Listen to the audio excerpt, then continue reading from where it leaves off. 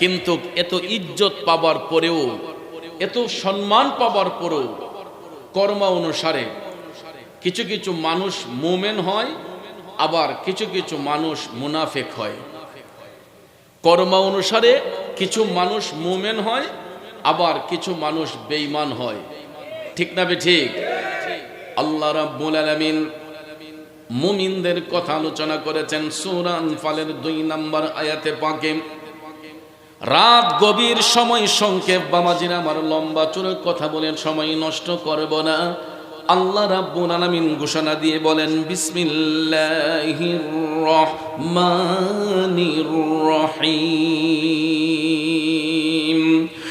ইন্নামাল মুমিনুনা আল্লাযীনা ইযা যুকিরাল্লাহু ওয়াজিলাত কুলুবুহুম। উচ্চস্বরে বলুন ঘোষণাকার। আল্লাহ রাব্বুল আলামিন বলতেছেন, নিশ্চয়ই মুমিন ব্যক্তিদের আচরণ এমনই হয়, যখন তাদের সামনে আল্লাহ পাকের নাম উচ্চারণ করা হয় তখন তাদের অন্তরটা ভীত সন্ত্রস্ত হয়ে যায়। মুমিনদের অন্তরে আল্লাহর ভয় জাগ্রত হয়ে যায়। সাথে সাথে বলা হয়েছে, ওয়া ইযা তুলিয়াত আলাইহিম আয়াতুহু যাদাতুহুম ঈমানাও ওয়া আলা রাব্বিহিম ইয়াতাওয়াক্কালুন।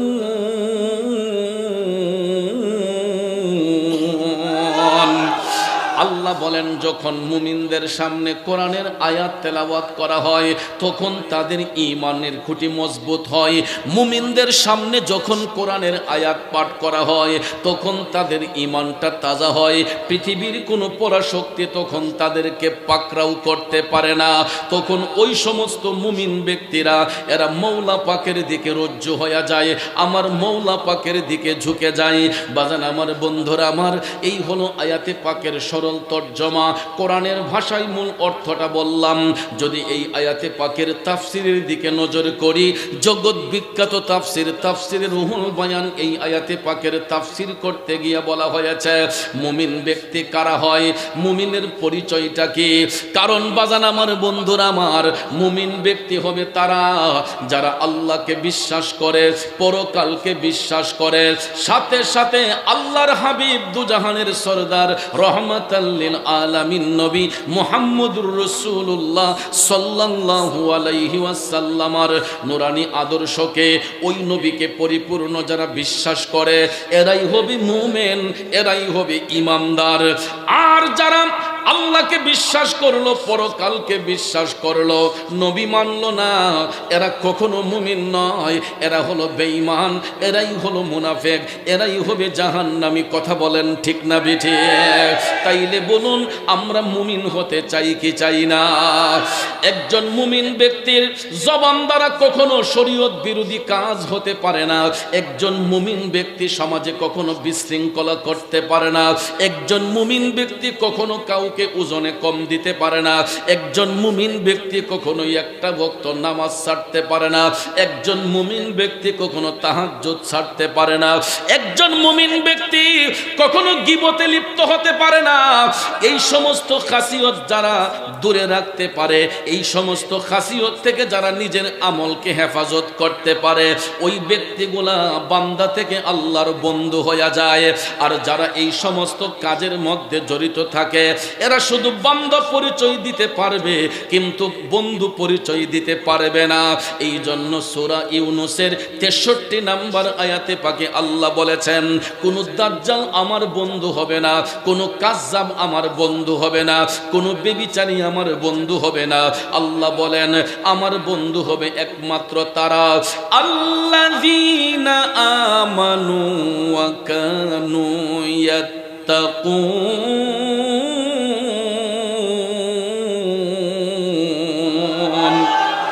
যারা হবে ঈমানদার, যারা হবে তাকওয়াবান, এরাই হবে আল্লাহর বন্ধু, এরাই হবে আল্লাহর ওলি। আর আর এর বাহিরে যারা চলাফেরা করবে এরা বান্দা পরিচয় দিতে পারবে, বন্ধু পরিচয় দিতে পারবে না। এই জন্য বাজান আমার বন্ধুরা আমার, তাফসীর রুহুল বয়ান প্রমাণ করেছে মুমিন ব্যক্তিরা যখন দুনিয়া থেকে চলে যায় তখন তাদের মৃত্যুর যন্ত্রণা এত কঠিন হয় না। মুমিন ব্যক্তিরা দুনিয়া থেকে যাবার সময় এদের দুনিয়া তো যেমন চিন্তা থাকে না, পরকালও এদের চিন্তা থাকে না, কারণ মুমিন ব্যক্তিদের মৃত্যুর যন্ত্রণা হয় না। কারণ ভাইয়েরা আমার, যদিও মৃত্যুর যন্ত্রণা প্রত্যেকটা মানুষের কাছে আসবে, কিন্তু হাদিস শরীফে আমার দয়াল নবী বলেছেন মৃত্যুর ফেরেশতা মালাকুল মউত আজরাইল সবার সামনে এক সুরতে আসবে না। মুমিনদের কাছে আজরাইলের সুরত থাকবে এক ধরনের, আর জাহান্নামী বেঈমানদের কাছে আজরাইলের সুরত থাকবে অন্য ধরনের। আজকে এই দুইটা পয়েন্টের উপর কিছু কথা বলবো, কষ্ট হবে আপনাদের। যেহেতু বাজান দুনিয়াটা আমার আপনার জন্য চিরস্থায়ী নয়, কারণ এ দুনিয়া ছেড়ে চলে যাব একদিন, মায়ারি বাঁধন ভেঙে যাবে একদিন, আসব না আমি আর এ ভুবনে কোনো দিন, এ দুনিয়া ছেড়ে চলে যাব একদিন। ঠিক কিনা বলেন বন্ধুরা আমার, বাবাজিরা, আজকে হোক কালকে হোক, দুদিন আগে হোক পরে হোক, মৃত্যুর ফেরেশতা মালাকুল মউত আজরাইল কখন কার সামনে আসবে এর নির্দিষ্ট কোনো গ্যারান্টি কেউ দিতে পারবে? আজরাইল আসিয়া প্রাণ করিব হরণ, হাই গো আজরাইল আসিয়া প্রাণ করিব হরণ, ওরে নিজ গুণে সাহেব আল্লাহ করবা নিবারণ, আমার উপায় কি তখন আমার আল্লাহ নিরঞ্জন, না জানি কে হালে আমার হইব মরণ। বন্ধু, এই যে নবীর বাগানে আমরা বসলাম, এখানেও আমার আপনার মরণ হতে পারে কি পারে না? ঘরের মধ্যে বসে আছি, মৃত্যুর ফেরেশতা আসতে পারে কি পারে না? রাস্তাঘাটে হাঁটতেছি, মৃত্যুর ফেরেশতা আসতে পারে কি পারে না? অর্থাৎ যে কোনো মুহূর্তে, যে কোনো সিচুয়েশনে মৃত্যুর ফেরেশতা আমার আপনার জান কবজ করে নিতেই পারে। কিন্তু দয়াল নবী বলেছেন মৃত্যু হওয়ার আগে প্রত্যেকের কাছেই মৃত্যুর যন্ত্রণা আসবে, কিন্তু মুমিন ব্যক্তিরা যখন মৃত্যুর বিছানায় শুইবে তাদের কাছে যখন মৃত্যুর যন্ত্রণা আসবে গো, দয়াল নবী বলেছেন আজরাইলের পায়ের শব্দটা শোনার সাথে সাথে মুমিন ব্যক্তিদের মুখ দিয়া তখন মুস্কি মুস্কি হাসি বের হবে। কারণ যারা ইমানদার, যারা মুমিন, যারা মুত্তাকি, যারা পরহেজগার, এই মুমিন ব্যক্তিরা এরা দুনিয়ার জিন্দেগি বেশি দিন চায় না। মুমিন ব্যক্তিরা দেখবেন সব সময় তাহাজ্জুদের নামাজ পড়িয়া, ওয়াক্তিয়া নামাজ পড়িয়া তারা আল্লাহ রাব্বুল আলামিনের কাছে অ্যাপ্লিকেশন করে, আল্লাহ দুনিয়াতে যতদিন বাঁচায়া রাখো নেক হায়াত দিয়া বাঁচায়া রাখো, আর দুনিয়ার হায়াত যদি ফুরিয়ে যায় আমাদেরকে ঈমানের সহিত মরণ দান করো। কারণ দুনিয়ার মধ্য থেকে মুমিন ব্যক্তিরা আল্লাহর কাছে এইটুকু আশা করে, আল্লাহ দুনিয়া থেকে চলে যাবার সময় আমাদেরকে ঈমানের সহিত মরণ দান করো। তাইলে বলুন আমরাও ঈমানি মরণ চাই কি চাই না? এই জন্য শায়ের লিখেছেন ঈমানের পথে অবিচল থেকে আমার মরণ যেন হয়, ঈমানের পথে অবিচল থেকে আমার মরণ যেন হয়। বন্ধুরা আমার, বাবাজিরা, রাসূল বলেছেন মুমিন ব্যক্তিরা এরা যখন মৃত্যুর বিছানায় শুয়ে যায়, তাদের যখন মৃত্যুর যন্ত্রণা হয় তখন মৃত্যুর ফেরেশতা মালাকুল মউত আজরাইল এদের প্রাণ কেড়ে নেবার জন্য যখন আসে, মৃত্যুর ফেরেশতার চেহারাটা দেখা ওই মুহূর্তে তারাই মৃত্যুর ফেরেশতাকে দেখবে। যেই ব্যক্তির সাকারাত শুরু হয়ে যায়, পৃথিবীর কেউ দেখে না, কিন্তু সাকারাত যার শুরু শুরু হয়ে যায়, মৃত্যুর যন্ত্রণা যার কাছে আসে এরাই তখন আজরাইলের চেহারাটা দেখতে পারে। রাসূল বলেছেন মুমিন ব্যক্তিরা আজরাইলের পায়ের শব্দ শুনে আর সাথে সাথেই এদের চেহারার মধ্যে মুচকি মুচকি হাসি ফুটে।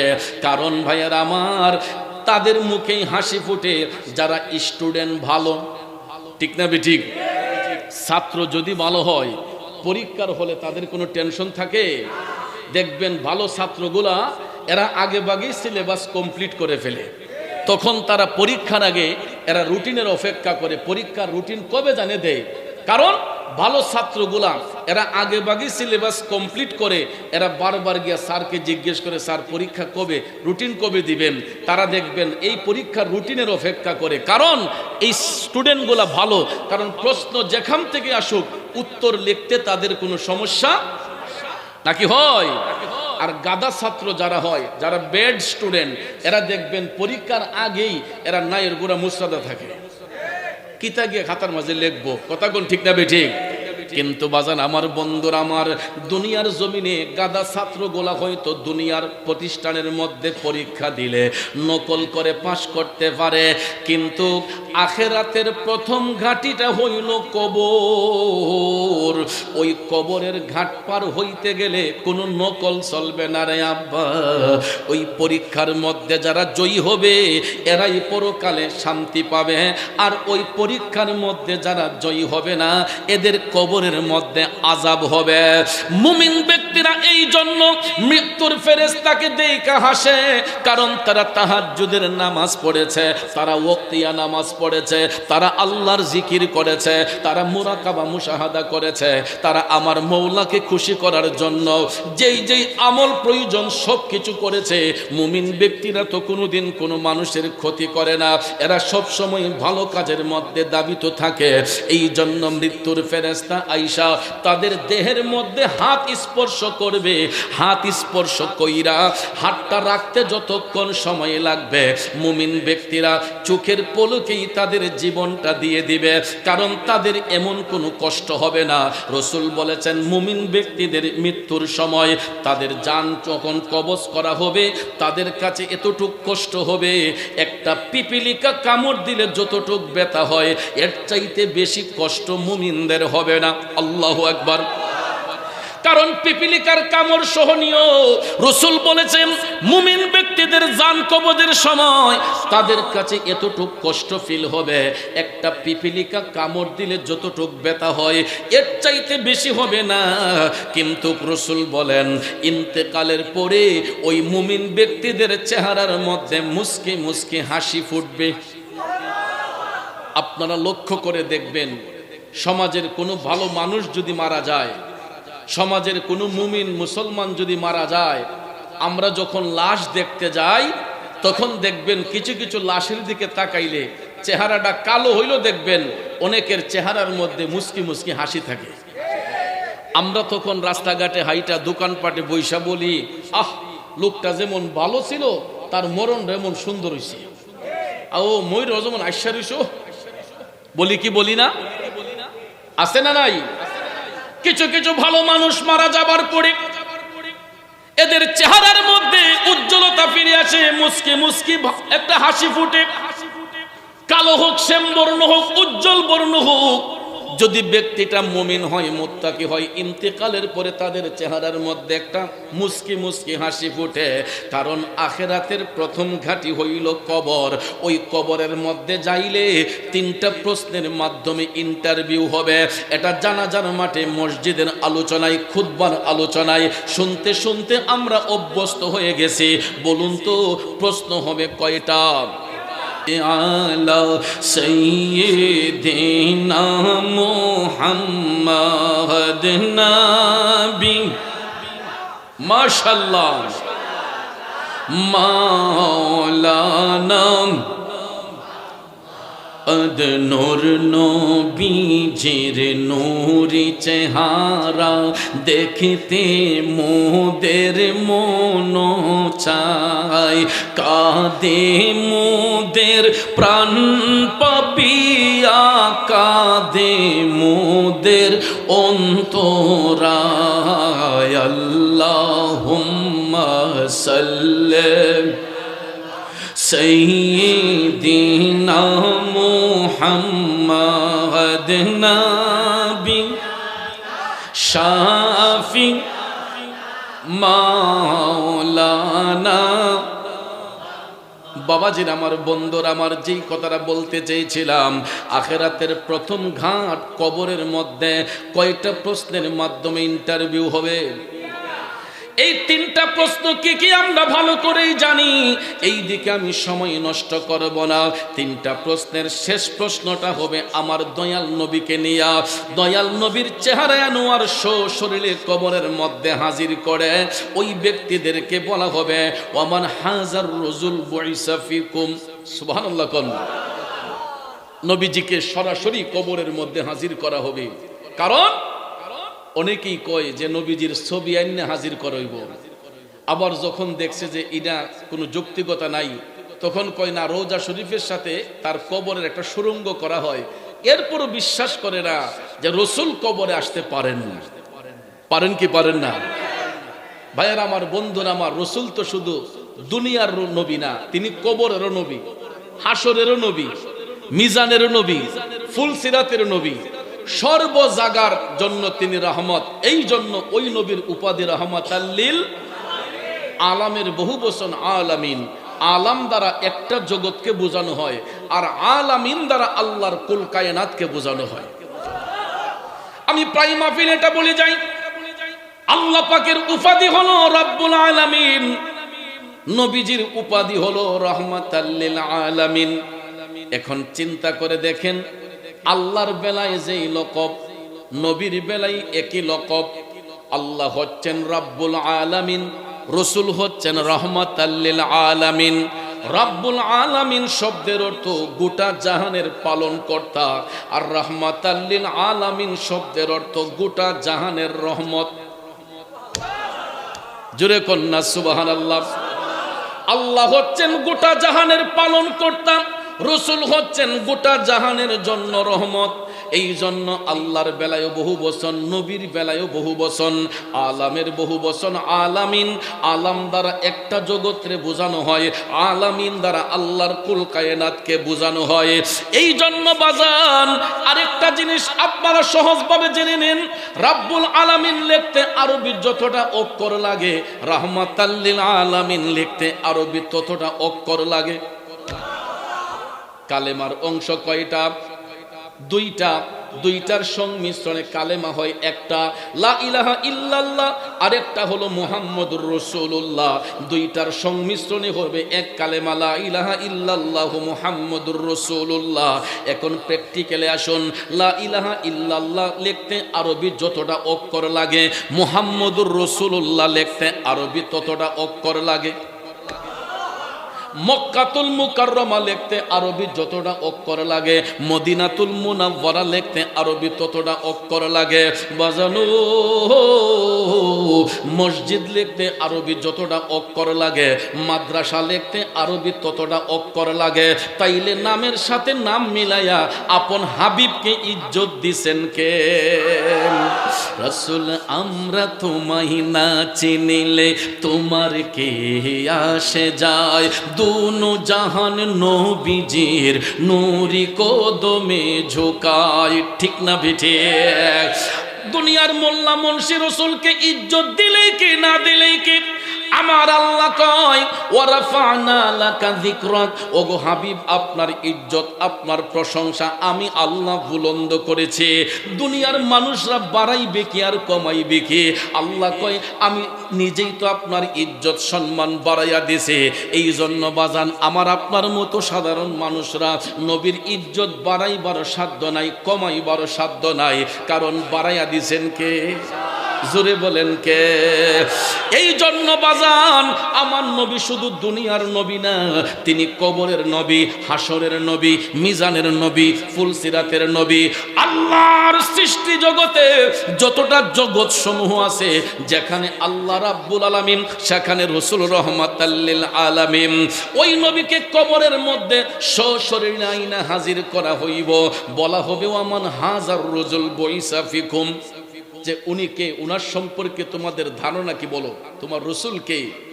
মুমিন ব্যক্তি যারা হবে এরা নবীকে দেখার সাথে সাথে এরা বলবে হাজা মুহাম্মদুর রাসূলুল্লাহ সাল্লাল্লাহু আলাইহি ওয়াসাল্লাম। চিৎকার মেরে কন্যা সুবহানাল্লাহ। এই জন্য কবি বলেন নবী ছাড়া ওই কবরে নাই রে বান্ধব নাই, নবী ছাড়া ওই কবরে নাই রে বান্ধব নাই, হাসরেতে নবী ছাড়া নাই দরদি নাই, হাসরেতে নবী ছাড়া নাই দরদি নাই, নবী ছাড়া ওই কবরে নাই রে বান্ধব নাই। বান্দার জন্য রহমত আমার নবী মুহাম্মদ, দুজাহানে আর কে আছে মোদেরই সম্পদ। ঠিক কিনা বলুন? নবী ছাড়া আমাদের কোনো সম্পদ নাই। কি হবে সন্তান দেয়া, কি হবে স্ত্রী দেয়া, কি হবে বাড়ি গাড়ি দেয়া, কি হবে টাকা পয়সা দেয়া যদি রসুল আমাদের সদয় না হয়, রসুল যদি আমার আপনার আপন না হয়, এই বাড়ি গাড়ি সম্পদ দিয়া কি হবে? চৌধুরী সাহেব, ভুইয়া সাহেব, পাঠান সাহেব, শেখ সাহেব দিয়া লাভ কি? সবচেয়ে বড় পরিচয় হলো আমরা দয়াল নবীর গোলাম। এই জন্য কবি বলছেন দুজাহানে কি যে হবে মোদের পরিচয়, প্রিয় নবীর গোলাম ছাড়া অন্য কিছু নয়। নবীর গোলামি করতে কোনো আপত্তি আছে?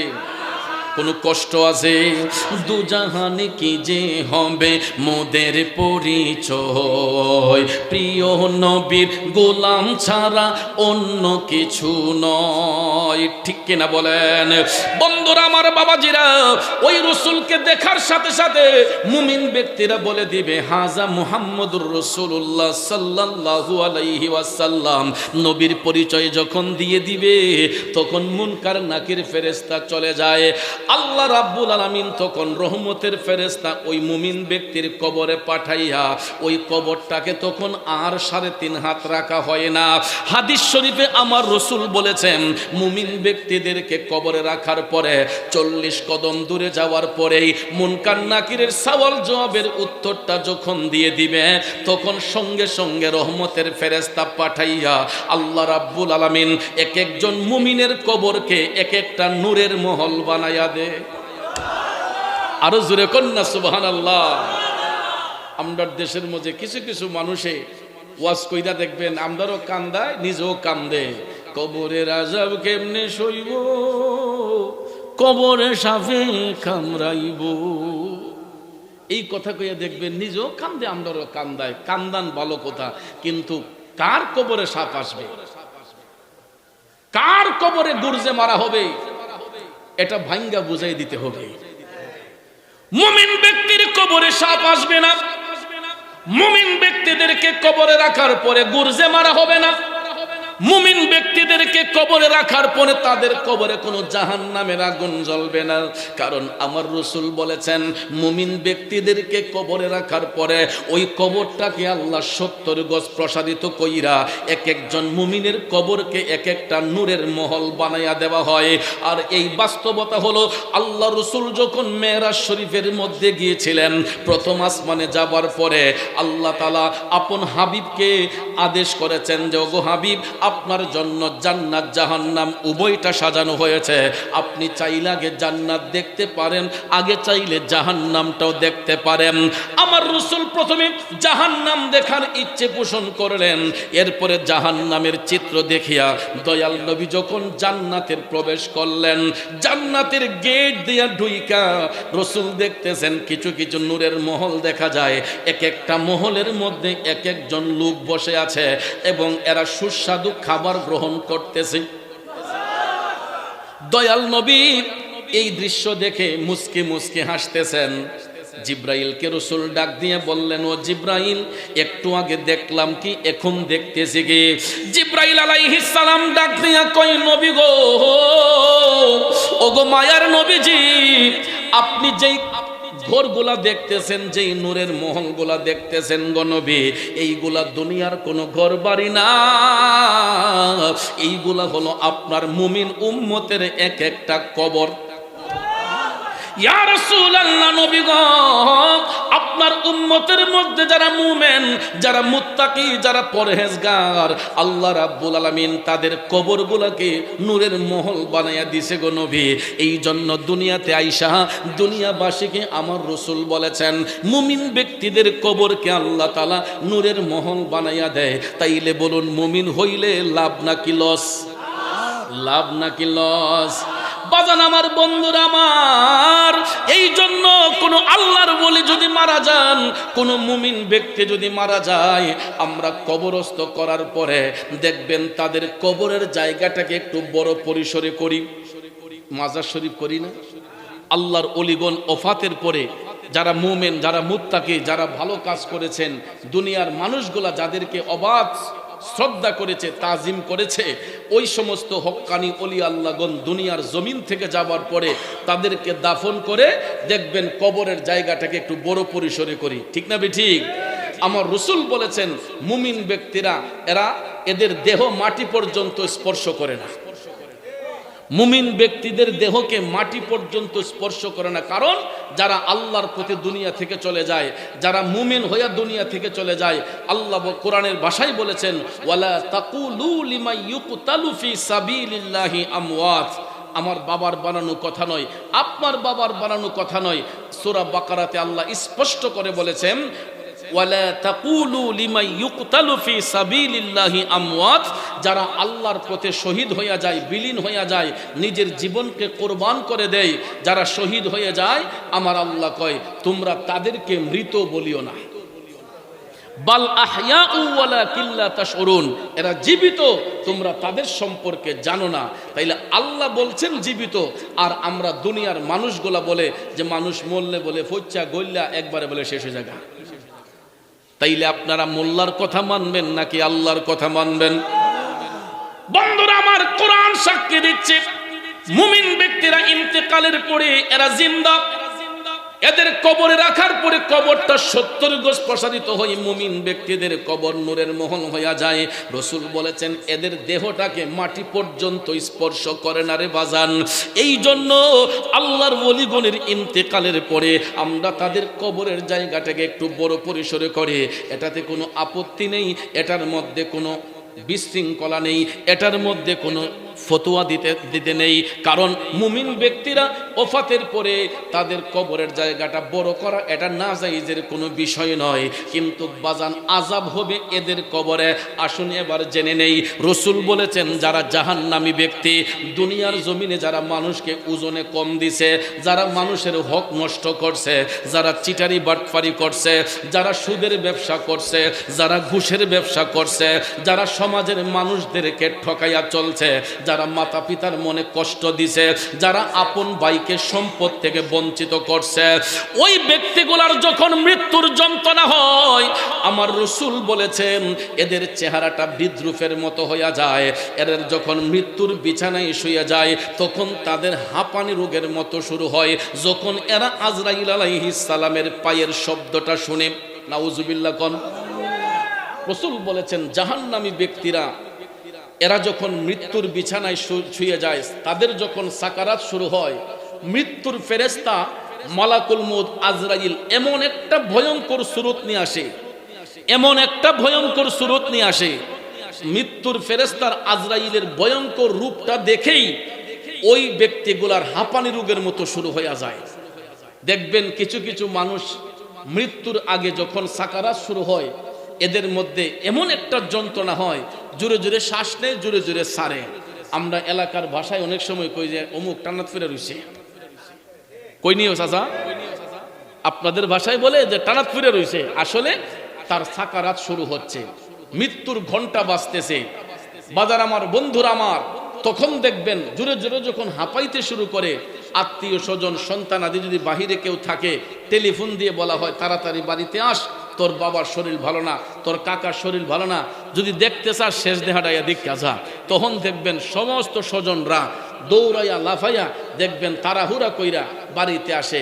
আইসা ওই সাকারাতকৃত ব্যক্তিকে পাশে নিয়া দেখবেন চতুর্দিকে গুলচা কইয়া বইয়া, ছেলে যদি হয় ডাক দিয়া, আব্বা চিনচিনি, আব্বা আমি আপনার ফুত অমুক।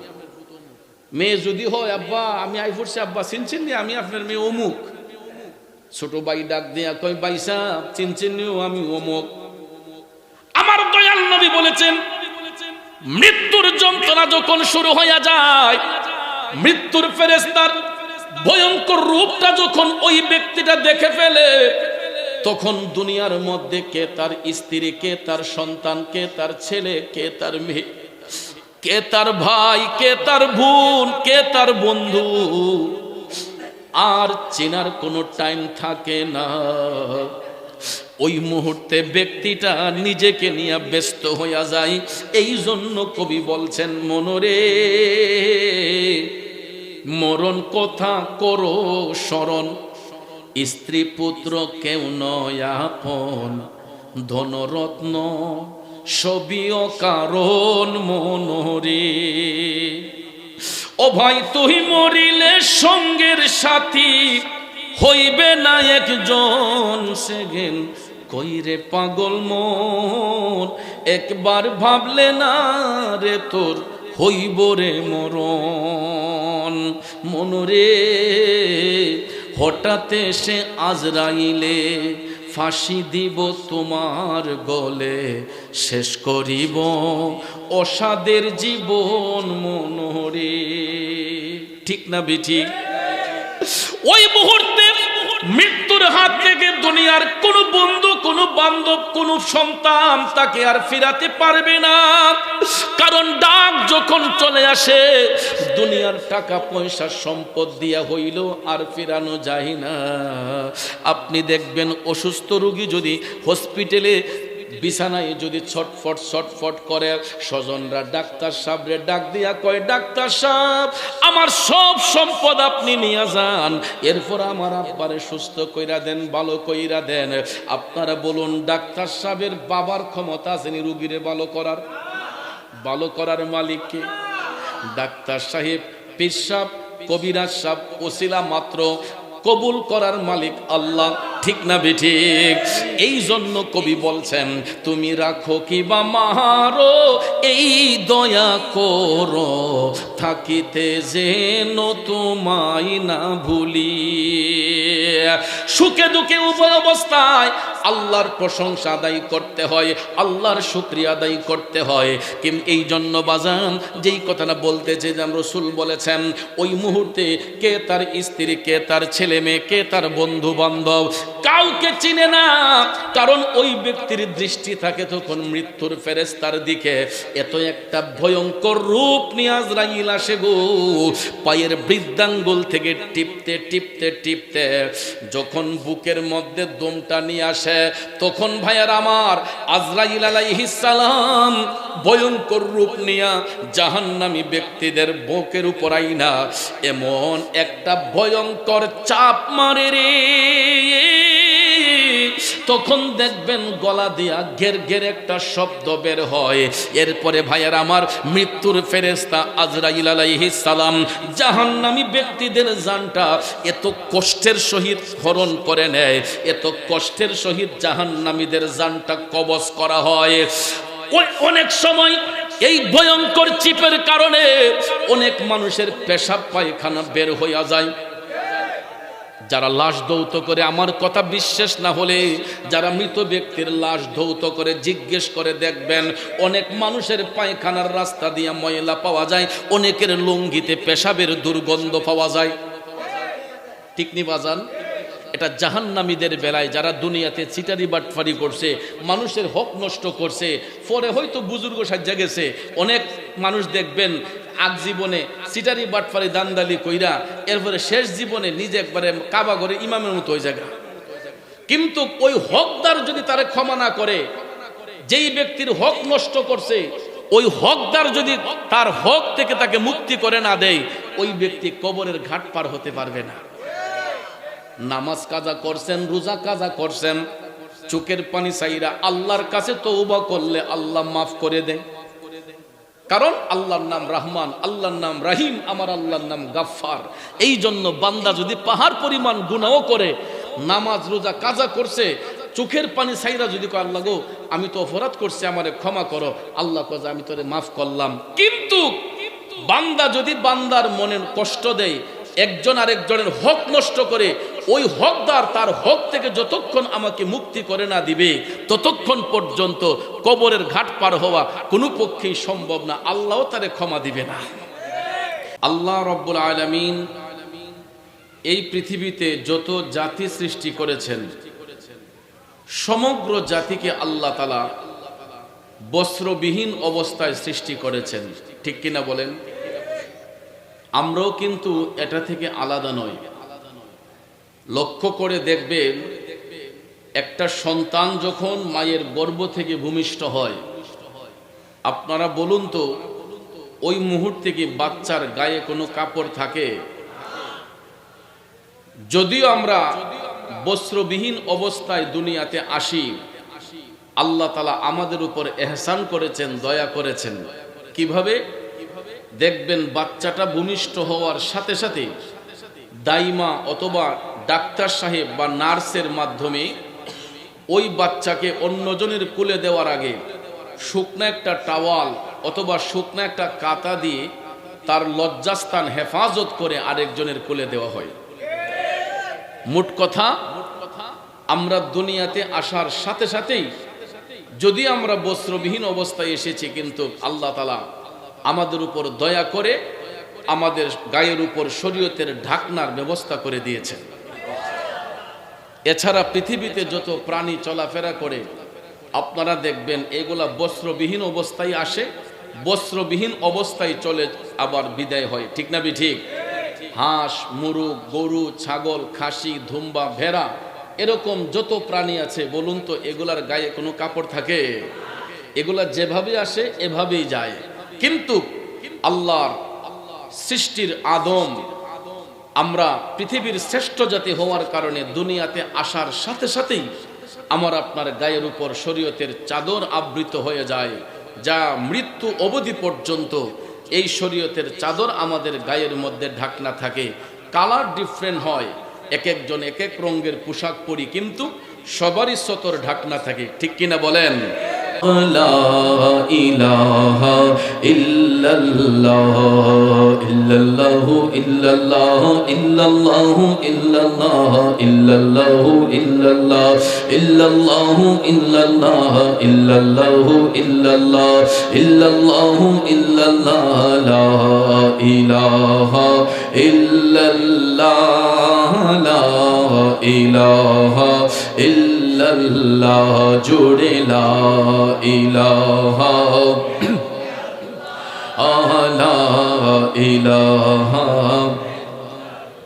কোন মকামে হে আল্লাহ দোনো জাহাঁ মে হে আল্লাহ কোন মকামে হে আল্লাহ দোনো জাহাঁ মে হে আল্লাহ जिस्म में जामी हे अल्लाह ला इलाहा इल्लल्लाह इल्लल्लाहु इल्लल्लाह इल्लल्लाहु इल्लल्लाह इल्लल्लाहु इल्लल्लाह इल्लल्लाहु इल्लल्लाह ला इलाहा इल्लल्लाह ला इलाहा और जुड़े ला इलाहा इल्लल्लाह ला इलाहा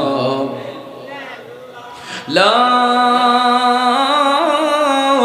इलाहा इल्लल्लाह मुहम्मदुर रसूलुल्लाह सल्लल्लाहु अलैहि वसल्लम।